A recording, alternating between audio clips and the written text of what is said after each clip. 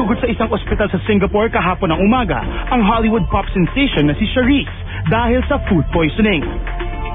Nakaranas rin ng pagsusuka si Charisse matapos makakain ng sushi sa isang lugar sa Singapore called Green Dome.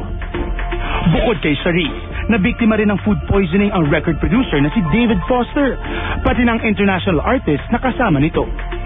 Sa Twitter post ng ina ni Charisse na si Raquel Pineda, sinabi ng ginang na tumawag na raw sa kanya ang kanyang anak at ipinarating nito na maayos na ang kanyang pakaramdam. Like a true professional performer, itinuloy ni Charisse ang pagkanta sa kanyang concert, which was staged at the Esplanade Theater last night. Nakausap naman ng Showbiz Center ang ilang malalapit kay Charisse at itong kanilang update sa kalagayan ng young singer. Itong breaking news about Charisse Pimpenko na food poisoning sa Charisse Singapore at pati kasama niya doon sa Hitman, David Foster and friends. Lahat sila ay dinala sa hospital pero safe naman sila. In spite of that, tuloy yung concert sa Singapore. Charisse, get well soon at sa lahat ng mga kasama mo. Safe si Charisse. Get well, okay. Mga kapuso, live from her home in Cabuyao, Laguna, on the phone we have Hollywood pop sensation, Charisse. Hi, Charisse. Hi po. Kumusta ang kalagayan mo ngayon, Charisse, after yung food poisoning na nangyari sa Singapore? Sobrang okay na po ako ngayon. I mean, nangyari po talaga, syempre, medyo nanghina pa ako. Pero right now, sobrang balik na agad, 100%. Okay na po kami. Not only me, but lahat po kami. Marami kasi yung nag-worry, Charisse, nung nabalitaan nila to. Balikan natin, ano ba yung nakain mo dun sa Singapore na nag-cause ng food poisoning? Oh, kasi po that night, after po ng rehearsal, syempre po, punta kami lang sa green room. Tapos syempre, hindi naman maiwasang kakain kami. And yun nga po, yung hinanda nila, Asian food po, may sushi, may mga Shanghai rolls and everything. And di naman po ako usually talaga kumakain ng sushi, but that time, I tried. Okay. And nung pong tinaray ko yun, di naman po maraming kinain ko.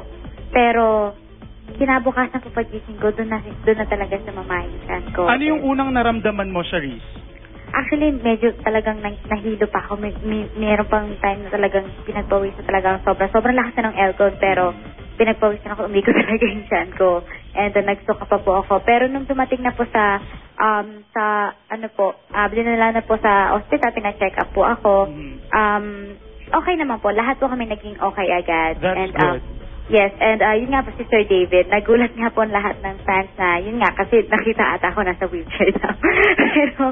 pero sabi ko kay Sir David, wag na, kasi hindi naman talaga ganun kagrabe. Sabi ni Sir David, of course, as a godfather, responsibility niya po yun. Pero marami ring humanga sa grupo niyo, Charisse, dahil despite na food poison kayong lahat, you still push through with the concert. Kumusta yung naging show niyo sa Singapore na balitaan namin, 9,000 seating capacity, punong-puno daw?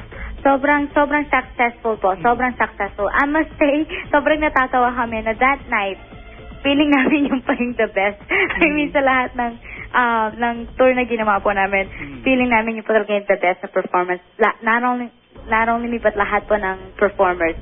Sobrang binigay na po namin lahat. Kasi syempre, yun na po yung last concert sa Asia tour po namin. Pero sobrang successful. So last leg na yung sa Singapore. Ilang days ka magpapahinga dito sa Philippines? 1 week po. Then I'll go back to the States po. Back to Los Angeles? Yes po. Okay, so saan yung next leg ng concert tour nyo kung tapos na yung sa Asia? In the US na? Actually po, pag nakabalik po ako sa States ngayon, magre-recording po ako para po sa bagong single ko po and album.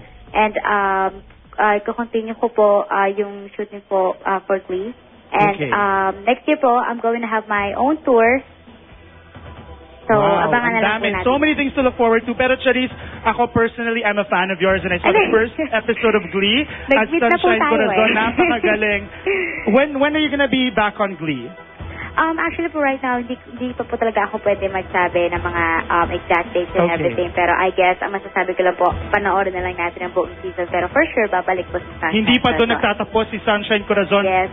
Makikita nyo pa siya sa Glee. And how was it working with the cast of Glee? Sobrang mababait po sila. Sobrang mababait. Hindi na po yung cast, mga crew, director, sobrang comfortable po talaga mga katrabaho po. Okay, Charisse, message mo na lang sa lahat ng mga fans mo na nag-alala during nung nabalitaan nila nangyari sa Singapore. What's your message for them? Una po sa lahat, thank you po sa prayers and okay na po ako ngayon.